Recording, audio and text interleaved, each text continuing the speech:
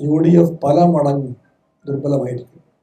LDF അതേ തോതിലോ അതിനേക്കാളേറെയോ ശക്തിപ്പെട്ടിരിക്കുന്നു. ഈ ശക്തിപ്പെടൽ LDFൻ്റേത് രാഷ്ട്രീയമായ കാരണങ്ങളാണ്, ആശയ വ്യക്തത കൊണ്ടാണ്. ജനങ്ങൾക്കൊപ്പം നിൽക്കുക എന്ന അചഞ്ചലമായ ഇടതുപക്ഷ ബോധ്യം കൊണ്ടാണ് ഈ ശക്തിപ്പെടലുണ്ടായത്. ഇതിൻ്റെ എല്ലാം കൂടെ LDF ഗവൺമെൻറ് കഴിഞ്ഞ 10 കൊല്ലം നടപ്പിലാക്കിയ ജനക്ഷേമ പ്രവർത്തനങ്ങളുടെ ഫലമായി ഇവിടെ കെട്ടിപ്പടുത്തൊരു പുതിയ കേരളമുണ്ട്.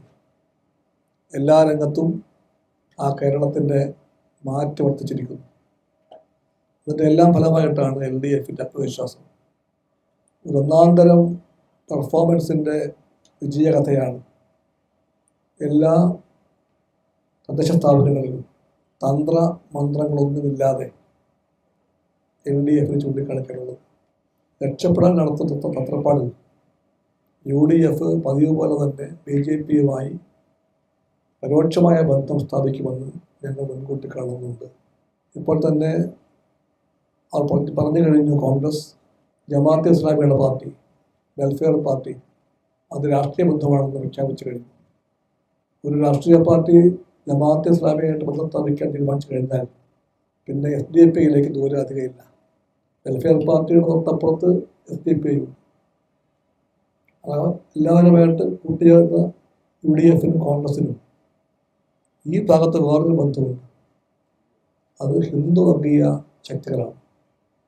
അത് BJP രാഷ്ട്രീയമായിട്ട് BJPയാണ്, RSS ആണ്. അവരെല്ലാമായിട്ടും ബന്ധം ചേരാനുള്ള ഒരു മടിയും കാണിക്കാത്തവരാണ് കേരളത്തിലെ കോൺഗ്രസ് നേതൃത്വം. കേരളത്തിലെ കോൺഗ്രസിന് ഏറെക്കാലമായിട്ട് വഴി കാണിക്കുന്നത് അന്ധമായ വിരോധമാണ്. ഒരു കാര്യവും കൂടാതെ ഇന്ത്യൻ രാഷ്ട്രീയത്തിൻ്റെ ഇന്നത്തെ ഒരു അവസ്ഥയെ പരിഗണിക്കാതെയും പഠിക്കാതെയും കോൺഗ്രസ് പ്രഖ്യാപിക്കുന്നത് അവരുടെ enemy number 1 ഇടതുപക്ഷമാണെന്നാണ്.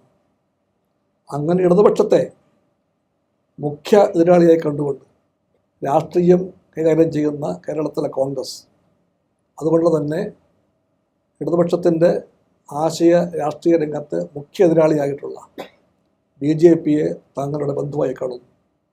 Congress, BJP, RSS, SDPI, welfare party, ഈ ബന്ധം ഇത്തവണയും പല സ്ഥലങ്ങളിലും ഒളിഞ്ഞും തെളിഞ്ഞും രംഗത്ത് വരാൻ സാധ്യതയുണ്ട് എന്ന് LDF കാണുന്നുണ്ട്. സ്വന്തം രാഷ്ട്രീയത്തിൻ്റെ അടിസ്ഥാന മൂല്യങ്ങളെ വരെ പണയപ്പെടുത്തിക്കൊണ്ടാണ്, എന്ന് പറഞ്ഞാൽ ഗാന്ധി നെഹ്റു ആശയങ്ങളെ വിറ്റുകൊണ്ടാണ് ഈ പറയുന്ന വർഗീയ ഫാസിസ്റ്റ് ശക്തികളുമായി ബന്ധം സ്ഥാപിക്കുന്നത്.